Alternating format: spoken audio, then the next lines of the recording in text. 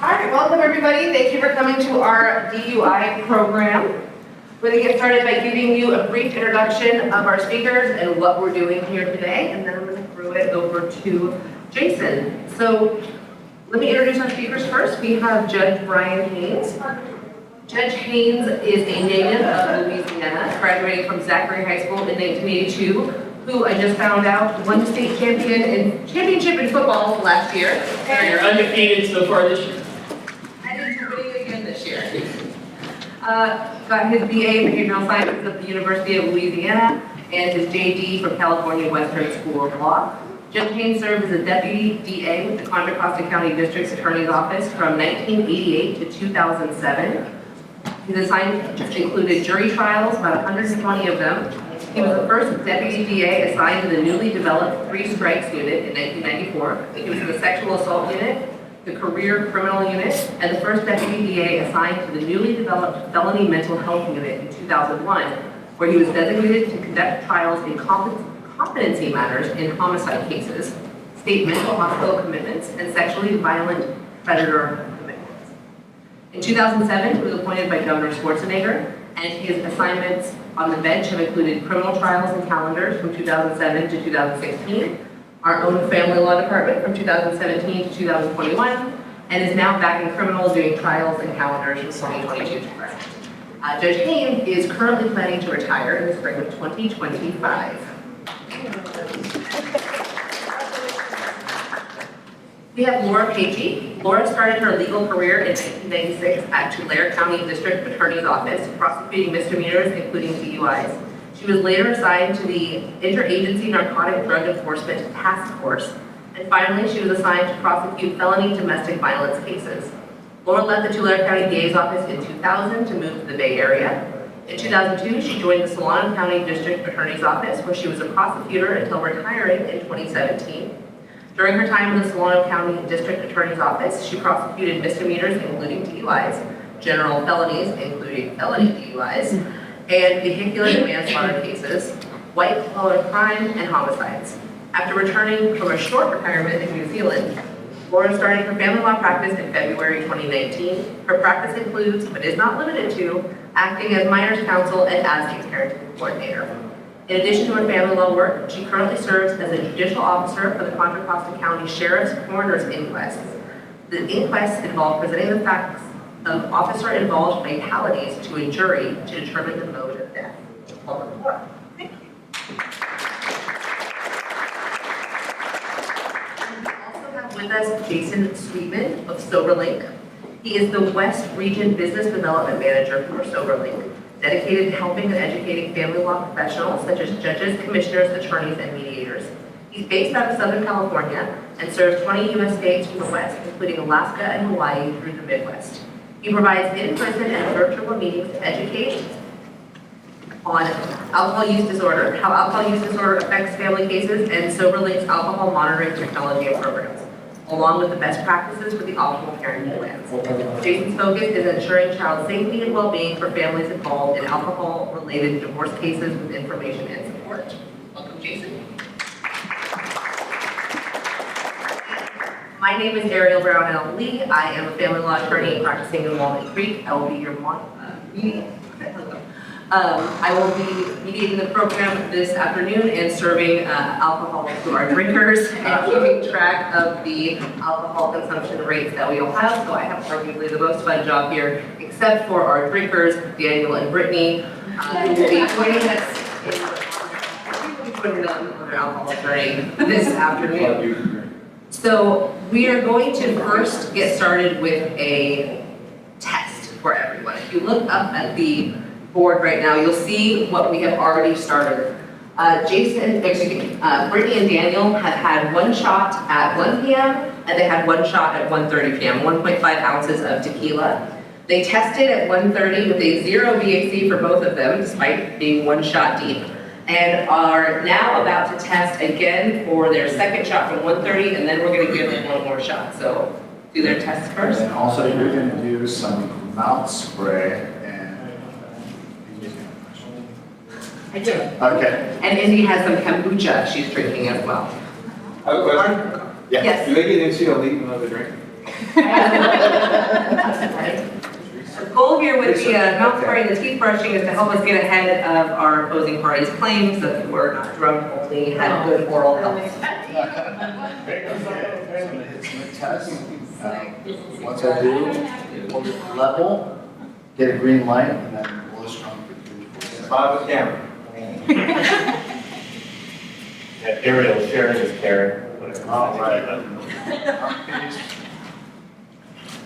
And get some results. And usually it takes within a minute, but about 30 seconds. See Yeah, what. can you click scout? Well, not for the picture though. Is it really? Yeah, that way, when it's done. That's Ariel. That was me. 0.012. 1012? Yeah. Whoa. It's a little. So it's 0.010 Not is too the bad. legal threshold, correct? Point oh eight. I'm still 0.08 is I like what she's like, Oh, she can't do like 7 more.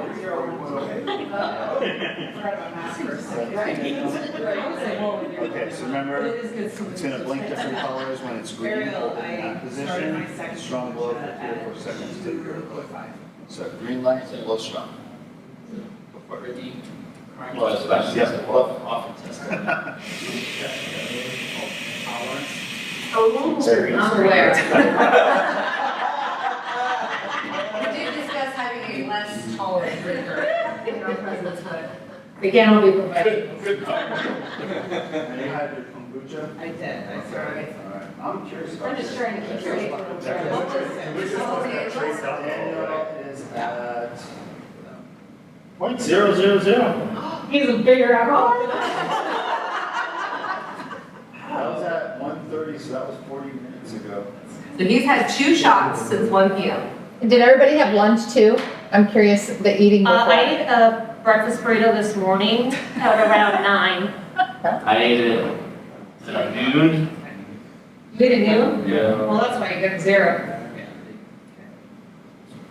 What'd you eat? It does. You want to put it level? When it's level. Sandwich. A sandwich? Yeah. It's green, blow strong, 3 or 4 seconds. I know. And Daniel and Brittany, I invite you to come have your next shot. That will. Serious Strong shot. blow.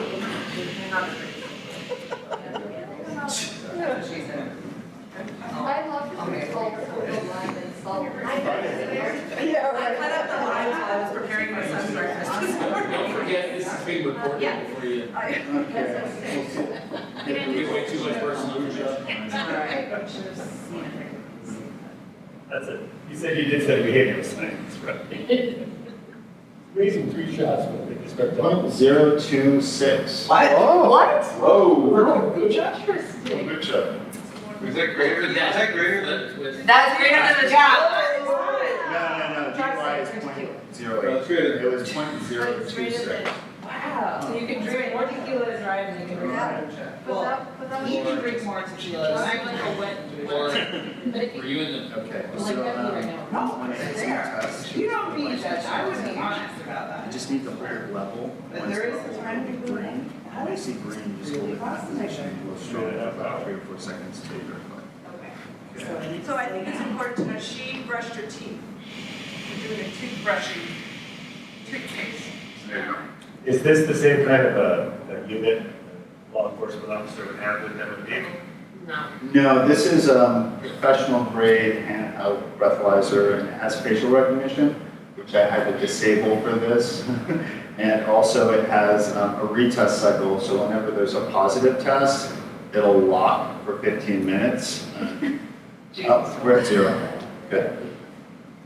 Good. Okay. I did my mouth brush.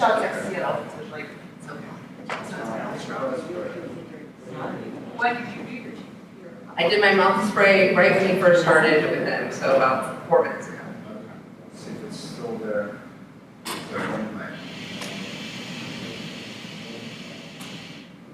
Yeah, mouth spray should give you a positive, but it dissipates really quickly. Earlier, I did a mouth spray test and tested after about 30 seconds, and I was 0.047.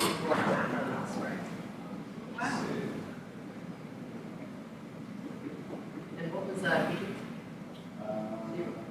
Zero, zero, zero. Yours is 0.01.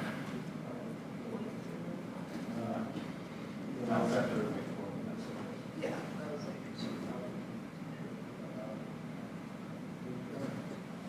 How do you feel, Stacey? Thank you.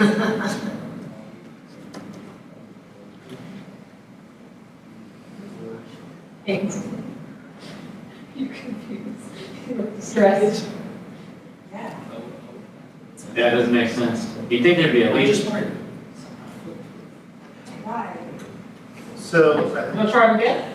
the device, it's a professional grade breathalyzer. It's FDA cleared for accuracy, and it's used in family law cases where one or sometimes both of the parents either have an issue with drinking or have an accusation of having an issue with drinking. Now, the device has facial recognition to confirm the identity of the person that should be testing. And if the facial recognition can't confirm their identity or someone's maybe blocking the camera, it will then be manually reviewed by a 24-hour human monitoring station. If they can't confirm the identity, then they'll contact the client by text message that their identity is declined and that they're required to retest. Let's see here.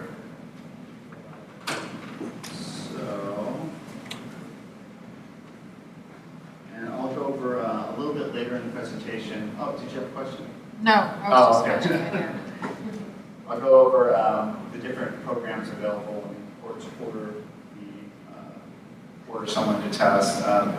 The programs, can be court ordered, but in some cases it may be family law attorneys coming to an agreement for visitation for testing.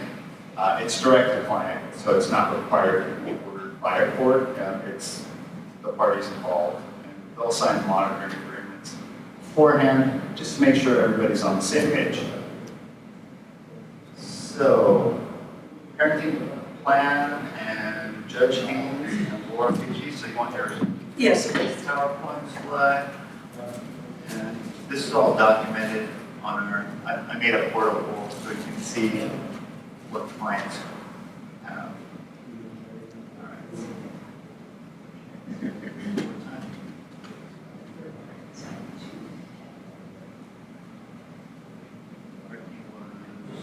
I got that part, just the third grade. Okay, so I will start talking and he's going to get our slides up here because I think Judge Haynes wants to do a little bit of a disclaimer here as far as his input in this presentation. All right, and basically, I'm not a family court judge anymore. Okay. Again someday, not right now. And every hypothetical is, I'm basically going to start with, okay, this might happen, but it really depends. Hypothetical, where I could really give a completely solid answer on exactly what I believe should happen. The hypotheticals would have to be pages and pages long, because the answer for almost all of these is, well, it depends. So that's my disclaimer. Please do not appear in front of a family court judge and say, well, Judge Haynes said this should happen in this situation. I talked him into doing this. He just said, but it depends. We'll do a disclaimer on that. So, do we have any criminal people in here? The way that that's asked. Yeah. Okay, well, no, not You mean history or attorney? prosecutors or public defenders or defense attorneys. Okay, aye. And family law. Okay, good, because I think that this is going to be more at a family law level. All right, so we all know DUI is bad. We all know that. But I think it really helped me. Judge Haynes gave me a little how to quantify DUIs in our society. So he posed to me, what does a fully loaded Boeing 737 have in common with DUIs in the U.S.? They're expensive. What? Is that the answer? Close. All right, I like to start out the presentation that I do with sort of an attention getter, for lack of a better phrase. Okay? So you may think, oh, it's just a DUI. What's the big deal? It's a misdemeanor. It's just a DUI. All right, here's what I want you to imagine. That 737, they're slightly different sizes, capacities, but on average they hold about 150 people, right? And I want you to imagine that every 5 days, not every 50 days, not even once a week, every 5 days, one of these 737s, whether it's Southwest Airlines, Alaska, United, whoever it is, one of them every 5 days crashes into the ground and kills everyone on board. Another 5 days goes by, it happens again. Another 5 days go by, it happens again. It would be all anyone talks about. There would be congressional hearings. There would be executive orders from the president closing down airports. There would be congressional hearings. It would be the lead story every night on CNN or MSNBC or Fox News or whatever you watch. It would be all anyone talks about, okay? Those numbers add up to about 10,000 people a year. That's how many people die in the United States every year in DUI accidents. Never see that as the lead story on CNN. So, do I have your attention? So, that's why we're here today. It's important, I get a lot of phone calls from family law attorneys. They know I was a prosecutor before. What does this mean?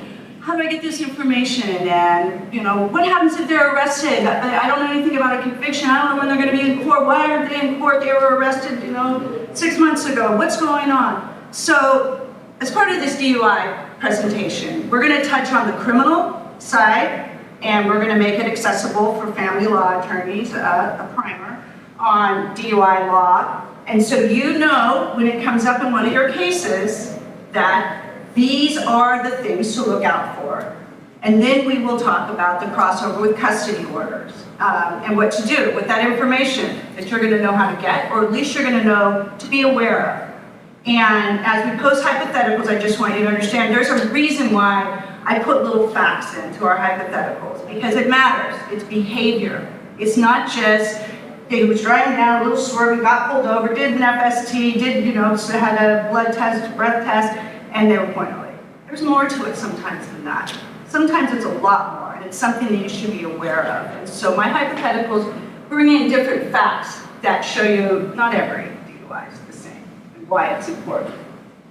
So, on the DUI convictions, for the purposes of what we're talking about today, we're going to talk about first, second, third, and fourth. And Judge Haynes said, Laura, I don't come across, when I was a family law judge, a lot of fourths or thirds or seconds, because if they're this irresponsible, they're probably not. They're busy either in jail or doing anything other than being a responsible parent. But we're going to cover that because we know we're come across that. So, interesting note. Judge Haynes, what is the general time from the arrest on the street to actually seeing them in court being arraigned? All right, frankly, it's a lot longer than it should be. And I'd like to say that it's getting shorter, but it's probably the opposite of what's happening. Right now, a typical DUI arrest, whether it's CHP or local police department, gets pulled over, whatever the issue may be, speeding, weaving that taillight, whatever it may be, even a minor accident, it is going to be minimum probably 4 months before the district attorney files the case with the Superior Court, and more likely 6 months. Matter of fact, I did a DUI arraignment calendar 4 days ago on the afternoon, and there were 2 cases that were just being arraigned now from mid-November of 22.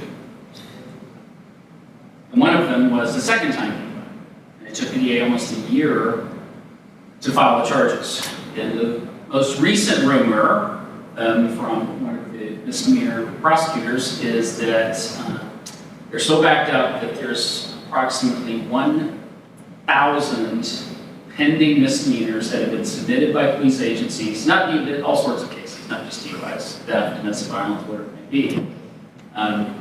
Approximately 1,000 misdemeanors that are pending filing right now by the DA's office. Not great news, but that's the reality that I see every day. So let's go through, we're just going to quickly go through the repercussions punishment California State is going to impose on people that drive drunk. And so let's start with I hear the question come up, but I assumed something I shouldn't have. Why don't we talk about the legal limits? What is the legal limit that you can drive? Well, in California, it's 0.08. If you're driving a commercial vehicle, I can't remember, I don't see very many of these. It's either in 04 or 05 if you're driving a commercial vehicle, a big rig or a delivery truck or something of that nature. But none of you should be driving a commercial anything. That's just a good rule. And I just thought of this, what I have not seen is, or haven't really thought about how to qualify it. What about an Uber or Lyft driver? Would that be an 04 state? Gosh, it should be. If I'm going to get an Uber. That's the whole point of view. So let's run through first DUI, second DUI, third, and fourth punishment, and then we'll go to some hypotheticals of actually quite realistic examples of people that are coming to court with DUI. So let's just start with the first DUI. Judge, tell us about the mandatory versus discretionary sentencing guidelines. Okay. Well, the typical sentence for a first-time DUI, if it results in a driving under the influence conviction, of course, is common plea bargains called wet reckless. I'll talk about that in just a moment. First-time DUI, typically it is 3 years of court probation, not formal probation. You're not assigned a specific probation officer, just on probation to the court. And the amount of any custody time could range occasionally 0 days, usually 2 in the sheriff's work program is sort of the starting place. Sometimes the district attorney will agree to 0 days, especially if the person has engaged in some sort of therapy efforts. And the absolute maximum sentence for a first-time DUI, and this would only come into play if someone refused to be placed on probation or seriously violated their probation, how much time would be hanging over their head. The absolute maximum sentence for a first time is 180 days in jail. Conditions would include, of course, for a first time, there aren't any priors. The conditions actually do not prohibit drinking, okay? But you cannot drive on probation with any measurable amount of alcohol. So even a 0.01 could be a probation violation, right? And in addition, condition is you cannot drive unless you actually have a valid driver's license and insurance. A condition would be if you were arrested again, you must provide a breath or blood sample to determine whether alcohol is present in your bloodstream. That's in addition to any DMV penalties for refusing. If you're on probation, you're arrested again, and you refuse, reality is a judge is going to light you up. That would not go over well. And let me say something that the automatic when you're on probation, they don't have to have probable cause to test you. If they pull you over and they run you and you're on for probation for a DUI, right? If they can't test you. Well, generally, if you're suspected of driving under the influence, they're going to do field sobriety test and what's called often a HAZ device, a pulmonary alcohol screening. It's probably a less technical version of what you've seen from this gentleman from Soberlink. It doesn't have quite the level of sophistication, like a better technical phrase. And if theoretically you could have your probation violated even by an officer testifying that it's clear that it's alcohol, it's from the red watery eyes, odor of alcohol, things of that nature. But generally, before we have a probation violation, we'll have some sort of level. And they are required, if arrested, to provide the sample. So on the licenses, oh, sorry, do you have more? No, and the fines add up to, there are different categories of base fines and penalty assessments and fees that are associated with all misdemeanor cases and restitution fines. The short version is there's like 5 or 6 different fines. They all add up to $1,965, just under $2,000. And even some of those fines are subject to an ability to pay analysis.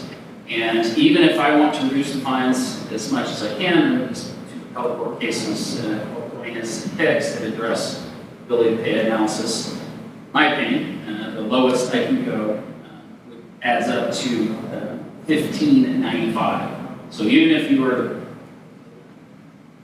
lowest income category, that's still going to be the fine that gets attached to your first time DUI. Do you want me to talk about the wet reckless? Is that a good time for that? You can, or we can use it in the hypothetical, if you'd like to. We can wait for that.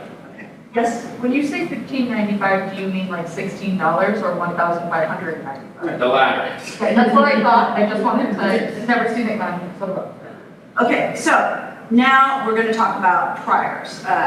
Judge, can you explain how priors come into play, the window where they're relevant, or when we call it washed out, when they impact the punishment and when they don't? Well, DUI priors are a little different than other types of priors. For example, like strike priors and felonies, or prior robbery, or prior murder, or prior sexual assault offense. DUI priors, it doesn't go from the date you were convicted until some time in the future when you committed an offense. Prior goes from the date of the offense to the date of the new offense. And it is a 10-year window. So if you have a prior conviction, DUI or a wet reckless, that counts as a prior. Just the same way that the DUI does. If you commit another one within 10 years of the first offense date, then it's a whole different ballgame as far as the probation conditions. So why don't you touch, you brought up the wet reckless, so go ahead and explain what a wet reckless is. All right, a wet reckless is a crime, a category created by the legislature that only exists in the world of plea bargains, okay? No one can be charged by the district attorney with a wet reckless. The crime does not exist. It is not a lesser included offense that a jury will be instructed on in a DUI. It only exists in the world of plea bargains, okay? But it is a very common plea bargain in lower blood alcohol level cases, or some other case where the district attorney has some issue with a proof issue for whatever reason. Or you might have a witness who has moved out of state. It would be very difficult for the DA to get that witness to come back and testify, and so they make a plea bargain with the defendant. And a wet reckless has generally it's 1 year, maximum of 1 year court probation instead of 3 years. The fine is $609 instead of almost $2,000. The conditions are similar. You cannot drive with any measurable amount of alcohol in your bloodstream. You cannot drive unless you have a valid license. The maximum punishment, if you violate probation, is 90 days instead of 180, like it is with the first-time DUI. And so it's almost like, well, it's sort of like a DUI light. But here's where the advantage is for the prosecution. It is a valid prior conviction for the same time period as a first-time DUI. And you might think, oh, well, my client gets this, it has this new DUI, but the prior is a wet reckless, so it won't be treated as seriously. Wrong.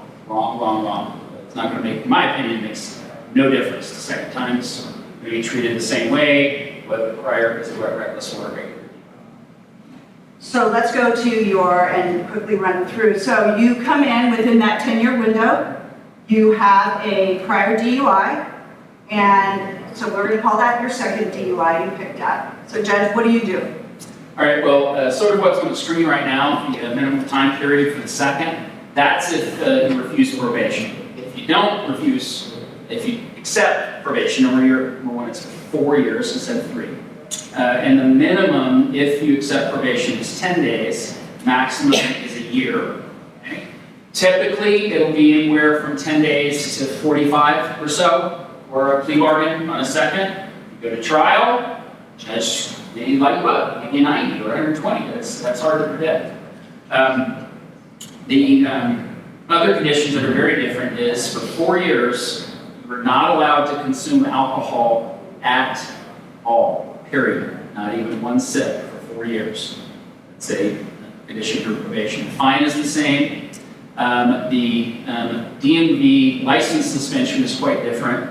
And I can talk about that in a moment. That's a very complex topic. But you have to attend an 18-month DUI school as opposed to as low as a 3-month school for a first-time DUI. I didn't mention that earlier. There's a mandatory school where you get your license suspended again, in addition to the initial administrative suspension by the DMV. And go back to the wet reckless, the mandatory school for the wet reckless is 12 weeks long. So, And so on the license, without going into great detail, when someone comes in and has a second DUI conviction, is their license going to be restricted or suspended? Generally, the Department of Motor Vehicles, almost all of the suspensions until you two get to a third, are going to be on the administrative end from the Department of Motor Vehicles. And there's so many things that come into play. But let's say you had a totally valid license, hadn't had a speeding ticket for a long time, your driving record was pretty clean, but then you have the prior, and then now you have a second. It's generally going to be 18 months of suspension, but DMV, if you are attending the class, will approve a restricted license to and from and during work, from your classes that you have to attend. But there's caveat.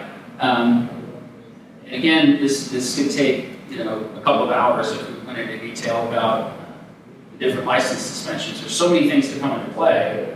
One is a commercial license or a regular non-commercial license. What does your driving history look like as far as the points that you have? Did you refuse to take the test and had to get a forced blood draw warrant by waking up the judge? A lot of different factors come into play on how long and under what circumstances DMV will suspend the license. I hope the family law, your wheels are turning here when you think, oh, I think I saw him at a party and he had a tiny little shot. Oh, hold on, that's a big deal. You're violating probation. And judges hate, I'm telling you, will you agree, really a court order, and someone comes in and they fly in the face of that court order with impunity, and usually I, as a prosecutor, really violate judge. I don't know if you ever violate that, but it's irritating to them. Often people who are appearing in front of me on probation violation matters, they most of the time have one thing in common. And that one thing in common is they're wearing an orange jumpsuit. Exactly. If the DMV proceedings, are they separate and apart from the criminal proceedings? So it doesn't matter whether you've been convicted or not? Some of they call it administrative per se suspension immediately after the arrest. It's reported to DMV that you have 10 days to object to the administrative suspension and request a hearing. Otherwise, then there is a time period set by DMV where even though the DA may have filed the case for months, you're going to have a 30-day window in which you are suspended. So it might be a good idea if your client is arrested for DUI to, whether you take care of this yourself because you have some criminal experience, or refer them to someone and immediately get the administrative process with DMV going. If you cooperate with DMV and you file the paperwork you're supposed to file it, you're actually, I would say, relatively lenient's the wrong word, but patient as far as their administrative suspensions are concerned. It's very common to have those administrative suspensions overturned when you do a hearing with a lawyer. So we're getting pushed over here, so we'll go pick it up a little bit. But third DUI, what is the difference between the first and second, the second and third DUI as far as punishment? Okay, the third, the absolute minimum is 120 days in jail. Okay, and often it's much higher than that. As the phrase goes, at least in the legal community I've been in for the last 35 years, anybody can pick up first. Okay, you gotta have an issue if you get a second. And you have a serious problem if you get a third, because you have not learned from the process of the first and the second. So with the third, it's going to be 5 years of probation with absolutely no drinking whatsoever. Minimum 120 days. Often it will be 180. Maximum is still misdemeanor, believe it or not. The legislature has to change that for a long time. Still misdemeanor. So the maximum punishment is year. 5 years probation. Your driver's license is revoked for 3 years. Suspended is different things. Suspended is something administrative at DMV that you can work with them, you can do certain tasks and get your license back, or at least get a restricted license. The third, your driver's license is revoked by a judge. That's the time that I take action on a license, is, as opposed to DMV. And fourth. Fourth is felony.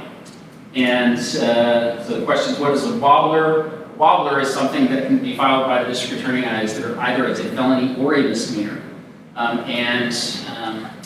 Very common examples of that would be domestic violence under Penal Code Section 273.5, where there's some sort of minor injury.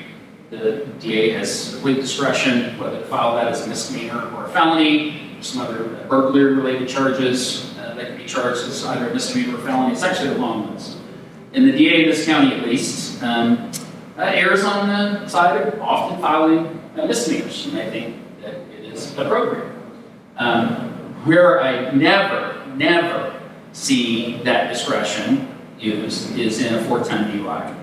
Always file a felony. It may get reduced to a misdemeanor at some point if the person is very successful on probation for some period of time, but 99% of the time it's going to start out. So we call that the, oh, sorry, go ahead. No. Oh, I was just going to say, we always thought of prosecutors like the hot potato, and you're not going to be the last person who made a deal with this person. No matter how pathetic they are, no matter how sad his granny, she's so sorry he doesn't drink anymore, and learned her lesson, no one wants to be the last one to touch that file. So you throw it to the judge, and you want to reduce that, you go ahead. They don't want to, because they don't want to be in the news as some lenient judge that now somebody's dead. And there's, if those of you who may practice a little bit of criminal law, there's a process at the preliminary hearing on felony to reduce felony to a misdemeanor under Penal Code Section 17. They call it Section 17 in case. I have Section 17, a ton of cases in my day. Okay? How many times have I Section 17 a fourth time or later or more DUI? Anybody have a guess? Zero. So tell me, I'm going to run through a couple hypotheticals. Okay, so now we're going to apply some facts to these laws. This is where you'll hear the judge consider different facts. And jail time, no jail time, treatment, no treatment, how seriously he's going to treat these people. So, hypo 1, DUI dad. So he's at football night out of a friend's house. We hear this all the time. Football night out at a friend's house. He drank a few beers, it's always 2. Feels fine to drive home, they always do. And he was swerving in his lane. So, okay. It's not like way over, but he's swerving in his lane. He gets pulled over, he gets arrested for DUI, and he blows a .08 on the breathalyzer. That's important. And he has no prior DUIs. He's a model citizen. Did he check his last beer before he left? He just had a few beers. 2. So what is significant about those facts to you? Well, what is significant about those facts on the criminal end is, I've probably never seen it. The district attorney would likely not file a formal criminal charge for these exact facts. It's possible.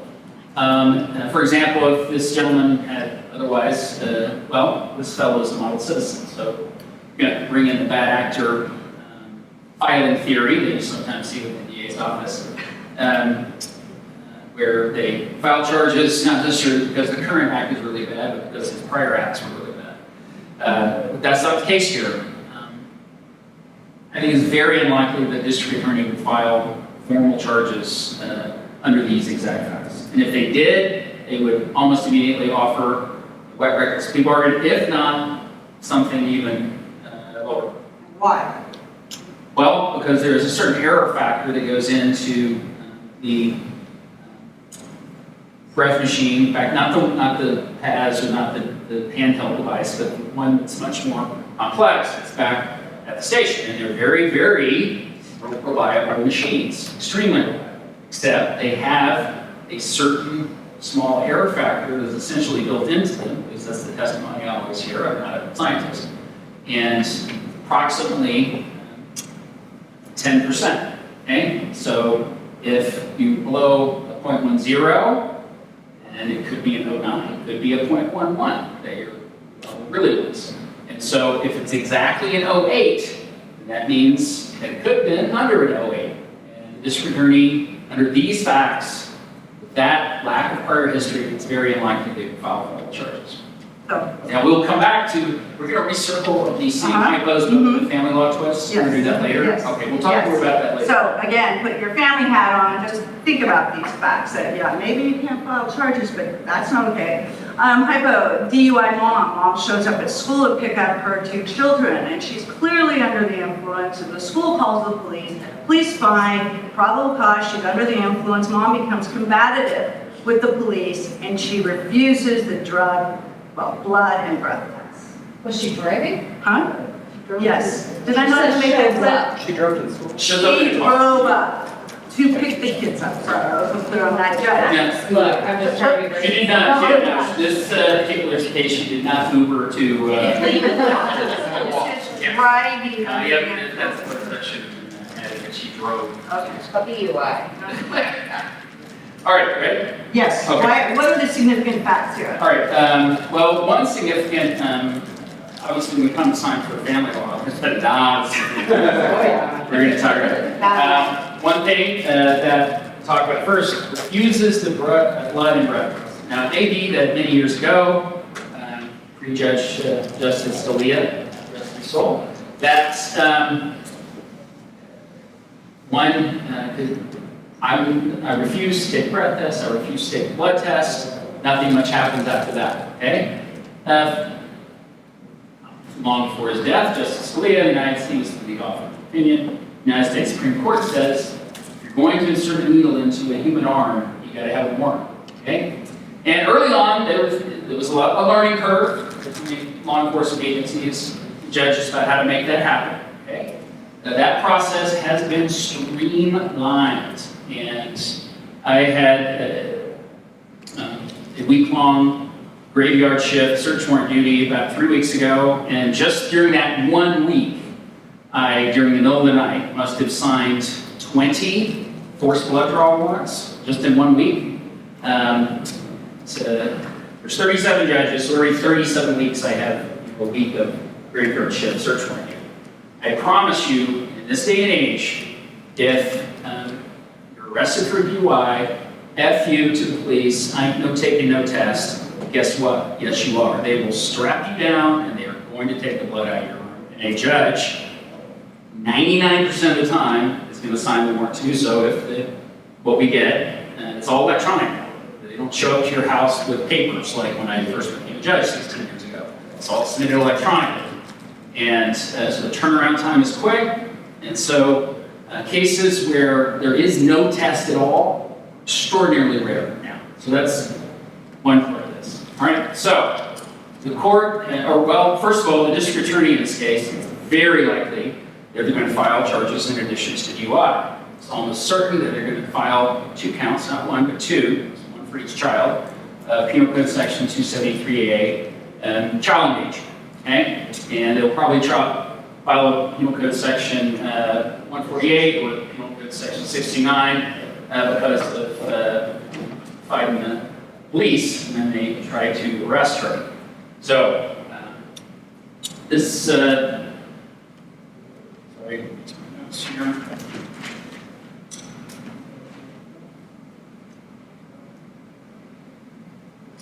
All right, so in addition to first-time DUI penalties, and this would not be your sort of standard minimum disposition, she's not going to get 2 days to work for her. It's probably going to be a lot more than that.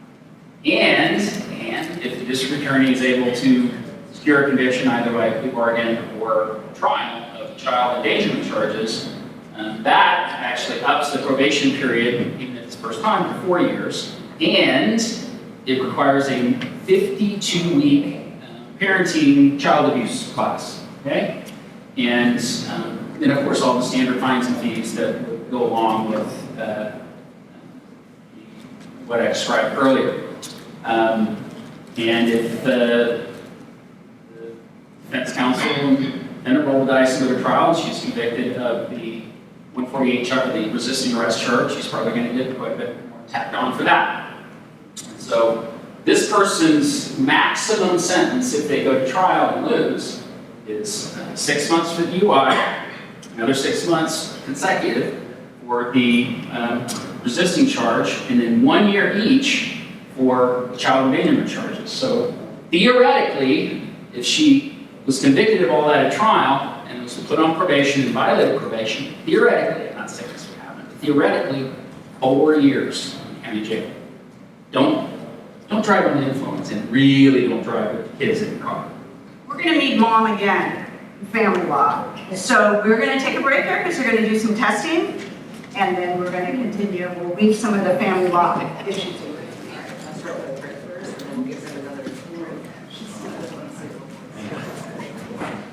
I feel like I was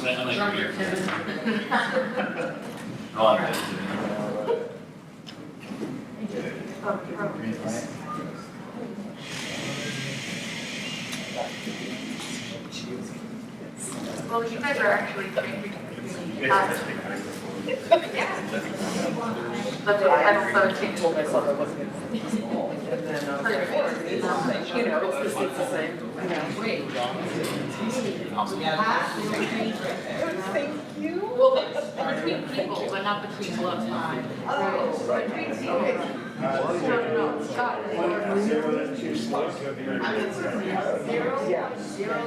No, 0.024. Okay, so everybody, Brittany is now at a 0.024, so she has increased about double. Still, you can stay lower than it. She has had 3 shots now. I know. 3 shots. So you see that green light? That's I don't know. Are you gonna test her again? Yeah, so we're gonna test her again. We're gonna give her 1 more shot, first we're gonna test them again, and then test them at the very end. Yeah. All right, so Dan, again. That'd be Well, hilarious. the disabled facial recognition is probably, pulling back the attention. And also, these devices have tamper detection.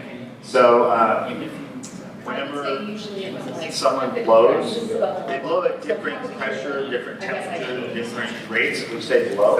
Okay, you're at 0.017. 0.017? I'm just thinking of scenarios for that to become an issue. 0.17. Bar fight, something, but concert.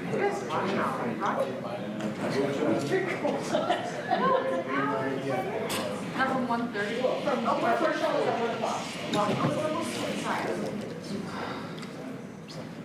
So everybody blows at different temperature, pressure, and rates. And this device will measure that. It's called tamper detection sensor. So if there's ever a question on if it's the right person testing, because let's face it, there are some people out there that try to cheat. We have the facial recognition that takes a photo while they're testing, and then the tamper, okay, it says you're at 0.013. Still killing the game. Definitely drink those like all the time.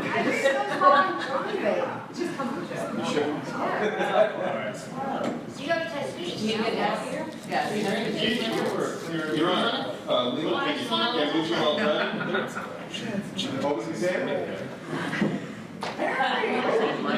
You can buy it, but that would be nice.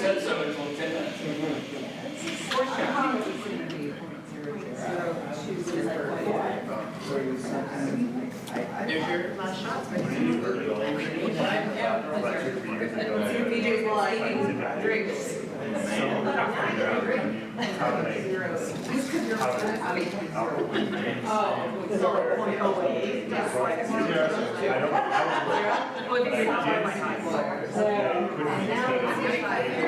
I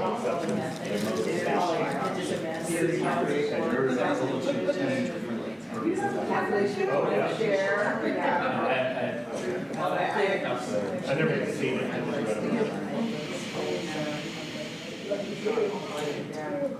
It's only C. It's all So what reckless has nothing to do with, right to do wow. You know, with the. Yeah, but.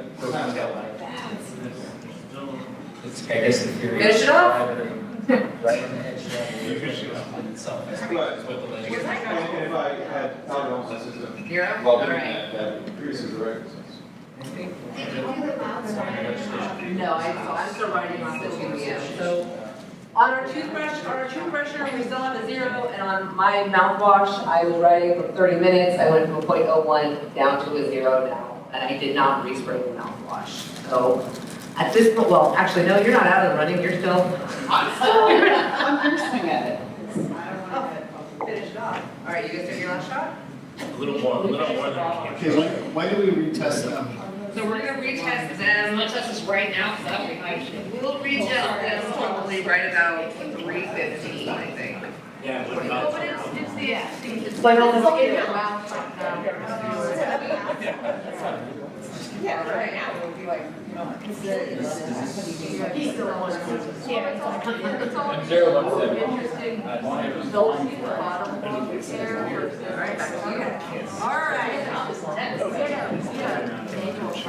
Back on to DUIs. So I knew we were gonna have to perfect this and refine our presentation. I just didn't know how often we were gonna be on time. So we're a little off on time. So what we're gonna do is we're going to go back to Hypo 1 and Hypo 2, which we just talked about the criminal side. We're gonna go back, and Judge Haynes, Judge Haynes will now apply family law, court orders, what he believes would be appropriate. I'll jump in if I think that there's something that should be added. We talked about this, and some things he agreed with me, and some things maybe I was asking for too much. But we're going to, for the sake of these hypotheticals, we're going to assume drunk parent wants 50% or is coming in to keep custody the same, but nothing should change here. Everything's okay, it was just a mistake. And so we're going to approach these hypotheticals like that. Does that make sense? Joint legal, custody free is the current. Yeah. Well, I'm going to start, I think we should start on 50-50, that these people came in on a 50-50. So. Well, what's mom's deal? Does she have anything to say about it? We're going to get to that. I'm sorry. Okay. So let's all remember mom. There's mom. Don't worry. She is, as we could say, HBD. Let's Has been drinking, but. let's just jump to it. Dad's probably not going to get charged. Dad, these are family, I will just tell you, these are family law facts. He didn't get charged, but don't stop there. Bring it in, because it's not okay what he's doing, and it's just by chance that he's a little bit low this time. We don't want children in his car. So go ahead, Judge Haynes, what would you do? He wants to maintain that 50%. It was just a big mistake. He's a model citizen. I want you to know that. And great dad. So what, if any, terms would you think is appropriate to keep these children safe and make sure they're never in the car when he's 0.08? All right, first of all, again, it comes back, since the district attorney is not likely to file charges, how is this going to come to the attention of the family law judge? Okay? Mom finds out about it, and mom wants to take some sort of action. There is, at this early stage, whatever discovery process or subpoena process they can be successful with, they're able to actually produce some sort of credible and admissible evidence at either a temporary emergency order hearing or a run-of-the-mill RFO, if the other party is actually requesting some sort of modification, saying, hey, I'm worried, I know he didn't get charged or hasn't been charged, but this worries me. I heard through the grapevine. Yeah. Tell me So, what one thing Dad might want to do, because as I talked about earlier, the administrative suspension by DMV. If he wants to avoid that DMV administrative suspension, he can early enroll, even though the inmate hasn't filed the case yet, you can go ahead and enroll in the first offender class. The first offender classes are either 3 months, 6 months, or 9 months. This would fall into the 3-month category. Okay? A judge would be impressed by the fact that he stepped up, went ahead and signed up for this class, and it's sort of like going to AAs. 1 or 2 hours, it's once a week. And often, criminal judges, if you enroll early, will give you a little better deal later on, because you took responsibility for it earlier. So that is something that's almost free, okay, so that's a good thing, that someone can do to get an early start on getting a favorable ruling at RFO hearing. So, if Dad went ahead and signed up for the 3-month class and started attending, the court, again, it all depends. Every factual situation is different. But something I might do in this case would be some sort of, in addition to attending the classes through DMV, is some sort of testing, whether it's through supervision or through some other type of device, for maybe a period of 30 to 60 days during visitation time, to make sure Dad's not inviting while with the kids, but probably would not, if Dad's willing to do that, probably not going to pull any of the visitation time on these folks. Judge, would you make an order that he not drink while he is custodial? That would be a common, very common order. Which is how we're going to enforce that. And ask little Johnny, hey, was Dad drinking his Jesus juice again? Or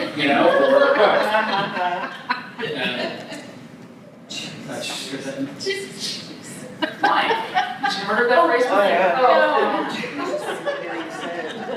Jesus drink wine, you ever heard that phrase? No. All right, all right, BG's got a question. So how would you feel if you did make such an order and the only witnesses are the kids, and if the kids are older, would you allow testimony about that, or a declaration by the kids, or maybe kids talk to, I don't know, mediation?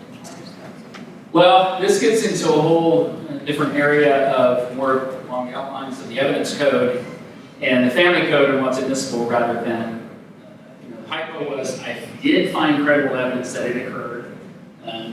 That's too long a story, too long of a discussion, frankly, for the time we have. Sorry, BJ. Thanks. We can do a training next year on that. Okay, so now we have bad mom. She's her first DUI, but she had 50-50 and she wants to, this was again a mistake. It's a bad day, usually someone died or some other external fact happened. That's why this all went down the way. Otherwise, this never happened ever and will never happen again. What are you gonna do? She had 50-50 custody. She wants to remain the same. Dad brought a request for temporary emergency orders. What would you do and what kind of orders would be appropriate for her? Are we to assume she was under the influence of alcohol? Yes, for this purposes, we're Yes. assuming. And do we have any sort of amount? Well, like I said, the hypo was about her refusing, so we're not going to know the amount of the blood test results come back. right. Because there wasn't any kind of instant preliminary screening device or the breath test at the station, so there's going to be, again, a forced blood draw warrant from the judge, so it's going to be a while before we have those results. But it's going to be arrested for behavior and the observations by school teachers or whatever the other witnesses are. Yeah. This is not going to be we're going to need to see, and I'm assuming if this hypo that Dad is seeking no visits, 100% custody, and Mom is going to have to make some really, really serious efforts at treatment, and probably is going to get at a minimum some sort of order that she engage in treatment to even see the kids at all, and if so, it's probably going to be professionally supervised for probably at least 90 days. While I'm on this topic, I Did a little deep dive the last few days. What is out there as far as outpatient treatment? As a judge in criminal, I've always actually been very impressed with the outpatient treatment program through Kaiser. Okay, so I know a lot of clients with Kaiser or John Muir Health. John Muir Health, it's easy to find on their website that they have an outpatient substance abuse treatment program. And for example, going to Kaiser, it's called the early early intervention program, some phrase like that. It's actually 3 or 4 days a week that you were attending the substance abuse treatment in there. It's a 12-week program, and criminal justice has been very impressed with it. Just work on the assumption that John Muir Health, the other common health plan in the area, has something similar. Sutter, another health plan that we see commonly in Contra Costa County, does have a program, but what was available online was basically call this number and we'll work something out. It wasn't very detailed at all. Now, I might say, okay, well, my client, I know she has hired an attorney, but grandma paid for my fees, my client's broke, they don't have money to pay, they're on Medi-Cal. Here's some really good news about Medi-Cal, okay? It's called AODS. It stands for, make sure it's right.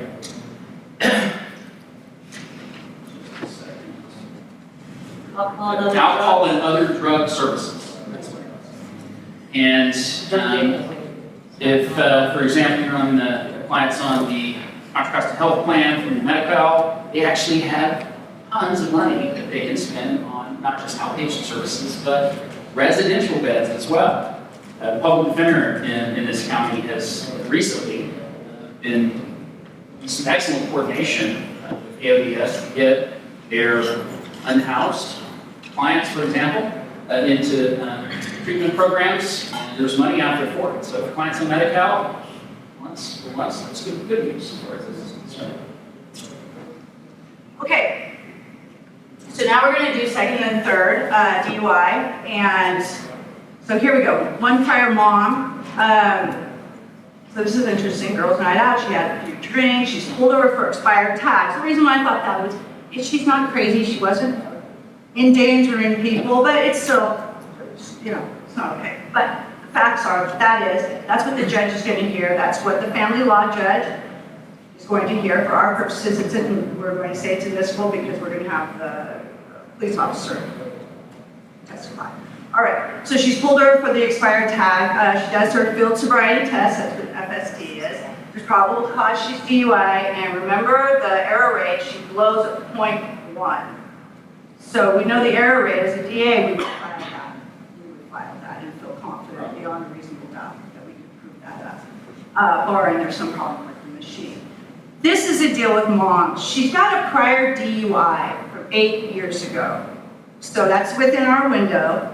So tell us what you would do. I think we should really move to the family, but tell us a little bit of criminal, and then what you would do, what your concerns are in family, and what kind of curbs you put on her, and what relevance is this 8 years ago? Do you even care as a judge, as a family law judge, or putting your criminal hat on? Does that matter, or what? Yeah, it matters that it's 8 years ago instead of while she's still on probation, or almost 10 years ago. She would probably end up with a minimum second-time DUI disposition on some sort of paper. Minimum in a day, she would be able to do that in the work program instead of having to go to jail. But it would be 4 years of zero alcohol consumption. Someone asked me earlier during a short break, does that mean they just can't drink when they're driving, or they can't even go to a restaurant and have a glass of wine? That means they cannot have any alcohol, period, no matter if they're driving or not.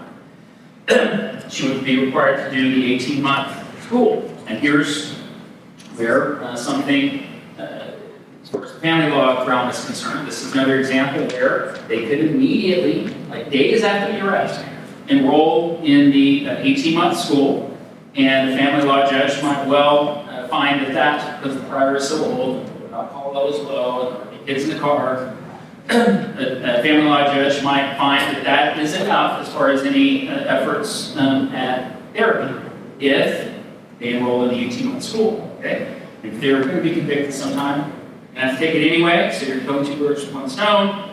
You're making a family law judge feel more comfortable And you're starting to get it done on your 18-month school in the criminal case. All right, anyway, let's see. Were kids already this week? No. No. The girls this week. And,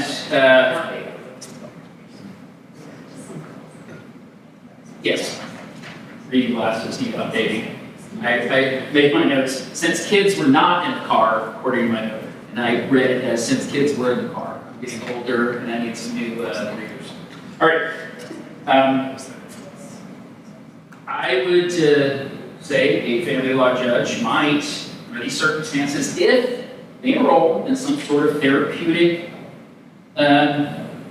method, the 18-month school, or in one of the programs that I just described through health insurance, and there's a lot of them out there, that probably would not change the custody and visitation order, but would require 90 days of daily, not just during custody time, but daily alcohol monitoring. And I'm sure this gentleman will describe more later, if he hasn't already, about the difference, whether it's Soberlink has, as I understand it, a device that you can do just during parenting time or one that can monitor daily consumption.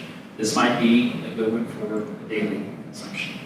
I want to quickly address a tool in criminal that can also be used in family law, but it cannot be used until the person has been charged by the DA and then arraigned, okay? And that is called the SCRAM device through the Sheriff's Department, okay? It's a 24-hour alcohol monitoring device, and all due respect for Soberlink, if you're charged with a crime and you're placed on SCRAM, it's free. It's costly, the sheriff pays for it. But there's going to be, as I said, a 4 to 6 month delay before that person is going to be arraigned on the charges. And so that may not apply with the situation that family law judge is in. If I was a family law judge and I heard, Your Honor, my client already went to his arraignment and they're on the SCRAM device, that goes a long way toward me knowing that there's someone monitoring their behavior, because they violate their SCRAM, that's going to get reported to the criminal judge, and then back to the orange jumpsuit with a warrant for arrest. So I had a case with someone else in this room, and I was minor's counsel, and the person, the father, is a drunk. I really was. He had a very bad alcohol problem, but he was a good dad. And anyway, so he voluntarily put the SCRAM on. So if you can voluntarily, notwithstanding any kind of criminal process going on, you can put it on.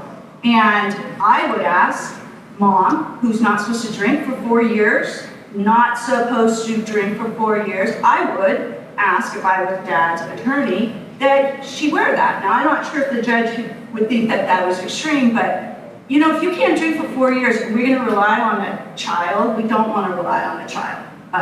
And so if this is, you're never going to do this again, because that's what they always say, you're never going to do this again, and you should not mind being accountable and putting that bracelet on, and yeah, you've made that decision, so you're going to wear the bracelet, so we know you're safe. Maybe you don't have to keep it on for 4 years. But I think that it's just a matter of time. You can't control a person from driving. Even if they have the SCRAM on. But I think to put any safety precautions, especially if someone's not supposed to drink at all. Anyway, I would ask for the SCRAM. I'm not sure if I did it, but I'd ask for it in that situation. Well, I mentioned the 90 days in a couple of these, and that's just sort of a number that I, in the past, have been comfortable with. Is if someone has a prior 8 years ago, and they can go 90 days without any drinking whatsoever, because it's 24-hour monitoring. I hesitate to use the word impressive, but it's significant. It's something. It's not. What do you guys think about like responding to like an IID on a vehicle rather than like a SCRAM bracelet per se?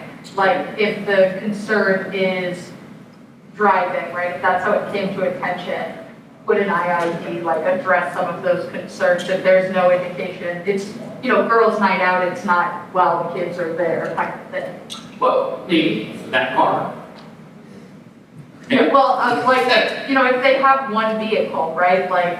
So, well, let's define IED. Ignition interlock device, and actually that's another thing that's used by criminal judges for second time offenses. They're going to have the ability to drive on a restricted license to and from work, during work, and on to and from their classes.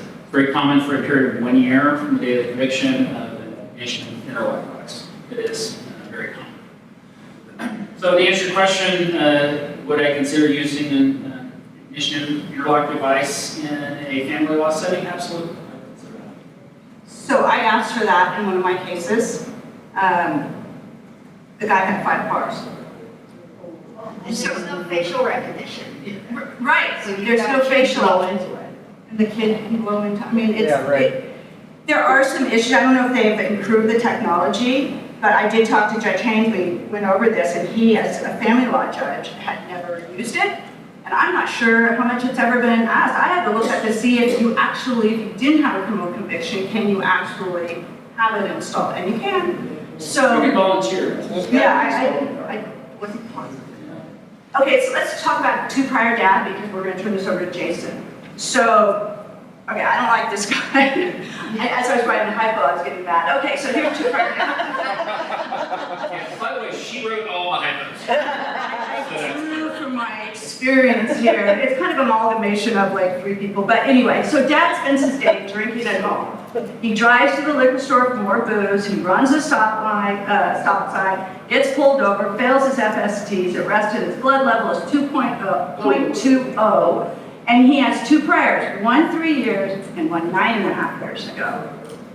Criminal and family. Well, because he, about a second, 3 years ago, that would have been 4 years of probation, so he's still on probation for the second. Not good, not gonna end well for him in the criminal case.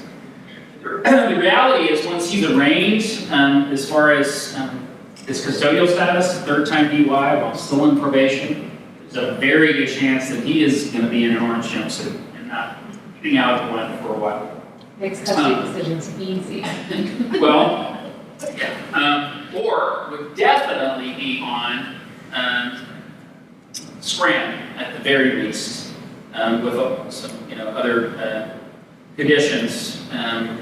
Well, no driving whatsoever, but more likely would be in custody. And if not in custody, on scram and attending some sort of therapeutic sessions of some sort in addition to the scram.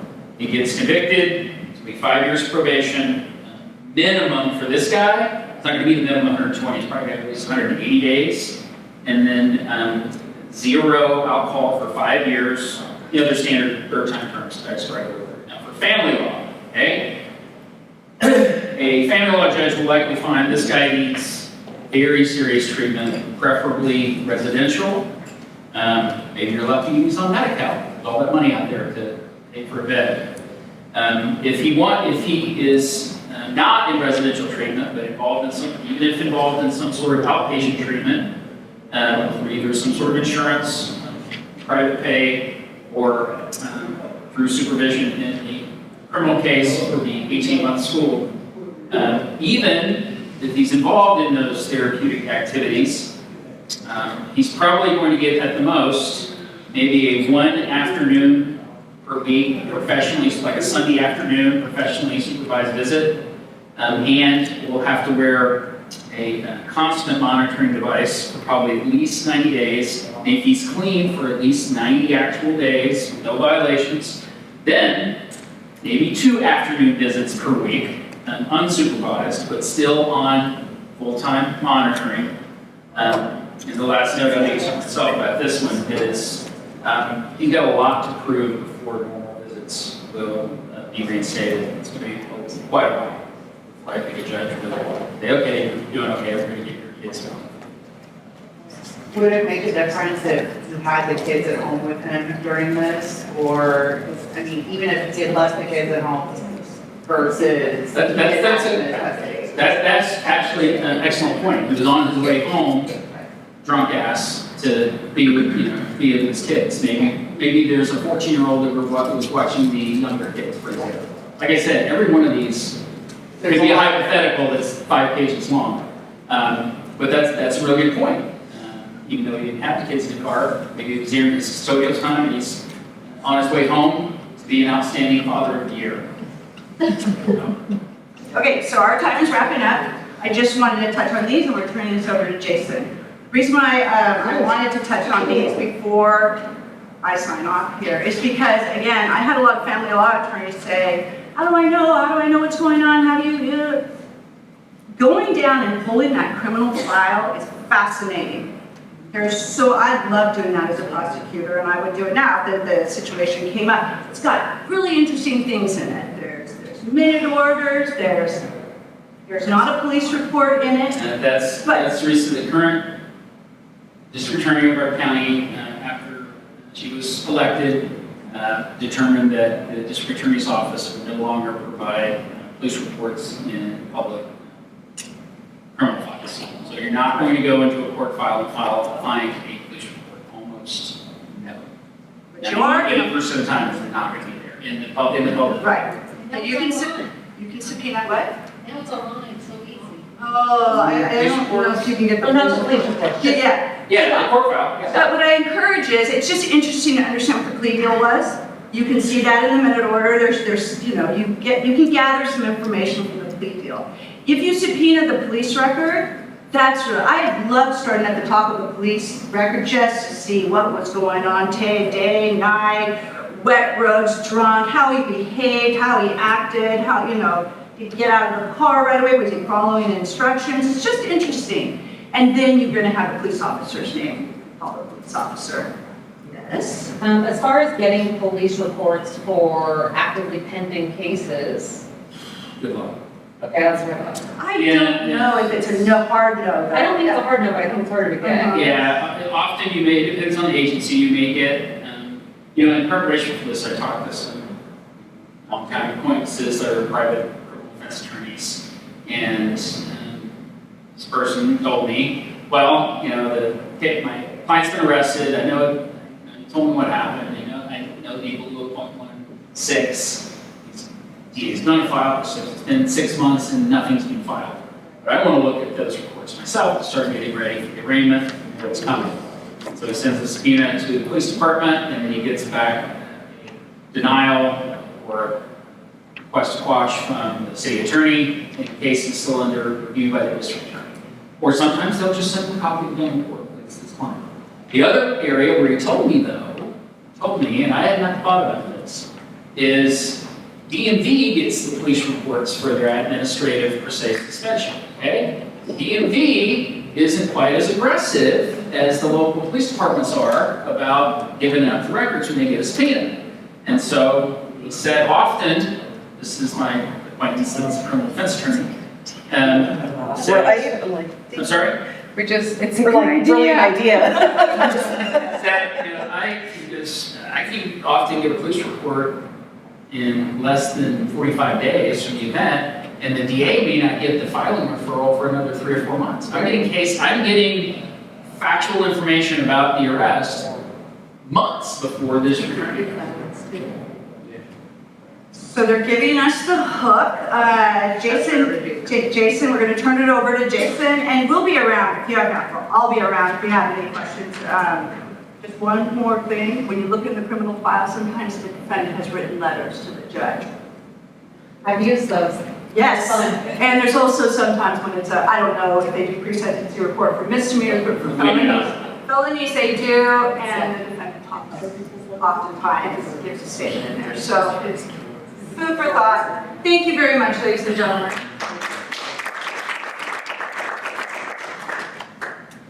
All right, I think we have the last run of some tests, so. If you want to go ahead and do your presentation first, then we can do the last round of tests. Okay. That's the time. All right, so. Basically, I just wanted to go over quickly some best practices.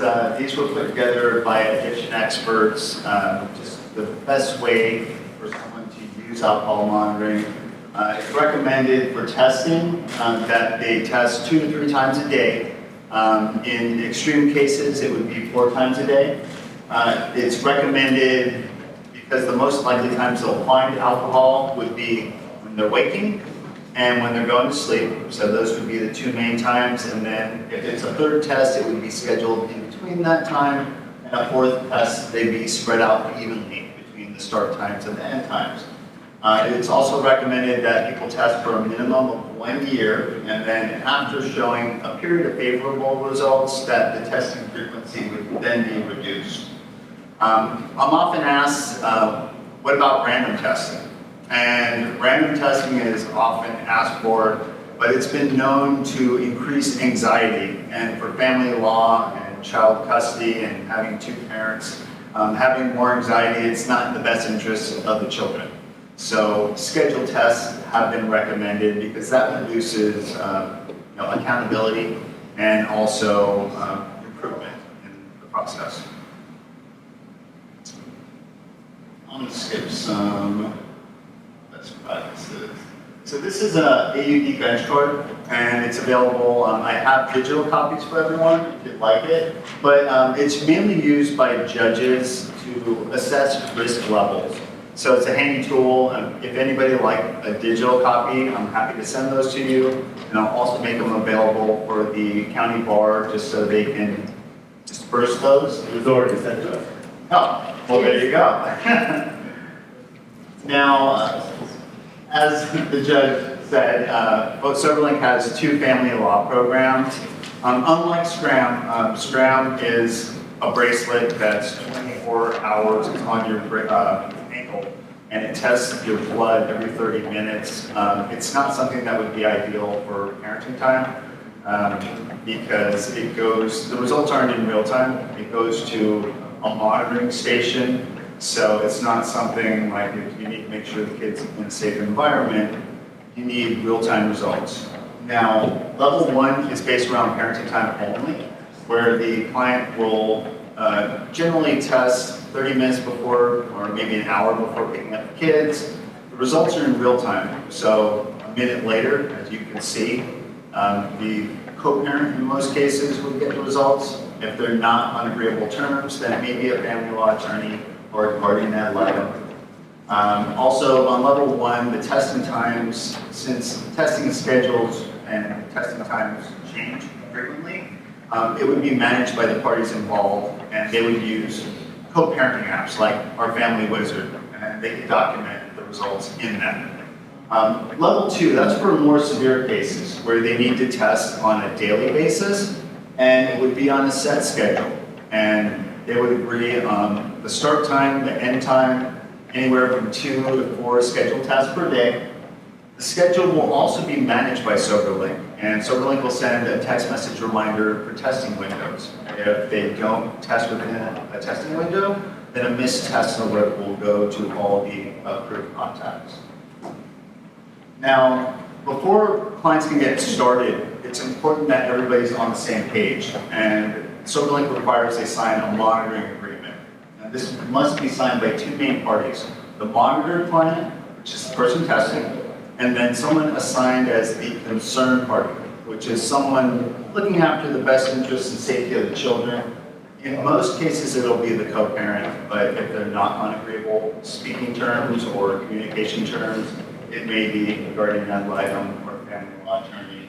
But they're required to sign off on the monitoring agreement, plus if any changes are made to the program or the testing times or contacts, both parties must agree and sign off on the change, just to make sure that everybody's on the same page. Now, I'm bringing this up to your attention. This is just an example of a drinking event on a graph. So alcohol dissipates at an average of 0.015 per hour. So 15 minutes, it would be about 0.004, maybe a little bit less. But whenever there's a positive event, Soberlink has some protocols in place to address false positives. I know we hear that a lot. I didn't drink anything. It was mouth spray, or it was toothpaste, or kombucha. And whenever there's a positive test, the device normally will lock for 15 minutes, and then after 15 minutes, they're prompted to retest. A positive test isn't deemed positive unless it's confirmed by either a missed retest or a positive retest. The retest cycle continues up to 6 times or until a compliant test is received. Also, our compliance department, they're available to, if there's ever a positive test, they can perform an evaluation to see if it's consistent with consumed alcohol or incidental contact.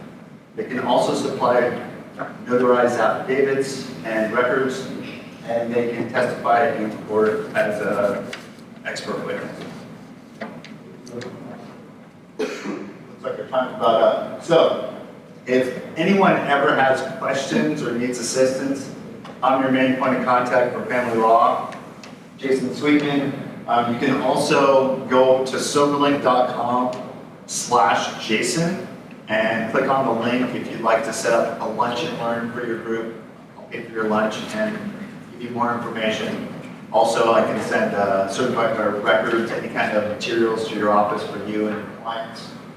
And I think we've hit our time, but before I go, Soberlink does, I looked and did some research, and I have not found any alcohol monitoring companies that offer any type of, assistance or discounts.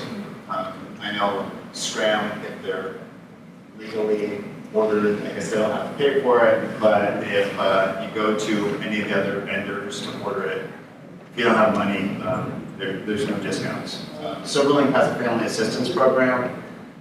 It's for people that can't afford to pay for monitoring or they can't afford to pay for a device. And it takes little documentation, either an attorney working pro bono or at a reduced rate, or if the client has deemed them indigent and they have papers for waiving their court fees, they would submit those papers and Soberlink would supply them a device at no cost. And if they're fully approved, Soberlink will even waive their monthly fees so they pay nothing. And my time's up, so I'm happy. I'm going to leave my business card just in case anybody would like to contact me for anything.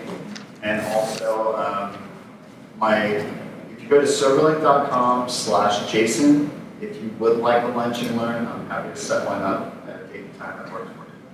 Wait, I just need to make sure I got that right. So if the client has a fee waiver that the court approved and their court fees are waived, can they apply for the discount with the Soberlink? Yeah, if they're based on that, not you're gonna waive represented your by an fees? attorney and they're pro se and the courts deem them indigent and they've been approved to waive their court fees, the client would apply for themselves online and upload that fee waiver approval. And Soberlink will either get them a device at no cost, or they'll do that plus waive their monthly fees. If they have an attorney, then the attorney would apply for them and upload a letter saying, I'm representing this client pro bono, or I'm representing them at a discount of this percentage. Any other questions? Thank you so much, Jason.